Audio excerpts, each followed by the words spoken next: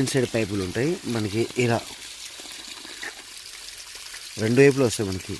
ఆ బోధకి వాటర్ వేసుకోవచ్చు, ఈ బోధకి వాటర్ వేసుకోవచ్చు. మనం ఎటువంటి అటు తిప్పుకోవచ్చు. మనం చూస్తున్నాం కదా, 2 ఇన్సైడ్ ఇలా మిడిల్లో మనం పెట్టుకుంటే, ప్రతి బోధకి ఇలా మిడిల్లో పెట్టుకుంటే చాలా మంచిది. బోధ 2 భాగాలు బోధల మధ్యలో ఉన్న చూడు, ఈ 2 భాగాలకి ఏర్లు ఉంటాయి కాబట్టి మనకి వాటర్ అనేది మంచిగా పట్టుకుంటుంది మనకి. సో అలా పట్టుకుని మనకి క్రాప్ అనేది ఇంకా ఎక్కువ రావడం జరుగుతుంది. మనకి చెట్టు నిండుగా వాటర్ అనేది తాగడం జరుగుతుంది. కాబట్టి వాటర్కి ఎంత క్వాంటిటీ వాటర్ కావాలో చెట్టుకి అంత వాటర్ మనకి ఇవ్వడం జరుగుతుంది. అలా ఎక్కువగా ఇవ్వకూడదు. ఇది ఇవ్వడం వల్ల మనకి ఏంటంటే చెట్టు పడిపోవడం కానివ్వండి, చెట్టు కుళ్ళిపోవడం కానివ్వండి, క్రాప్ రాలిపోవడం కానీ ఇలా కూడా జరుగుతూ ఉంటుంది మనకి.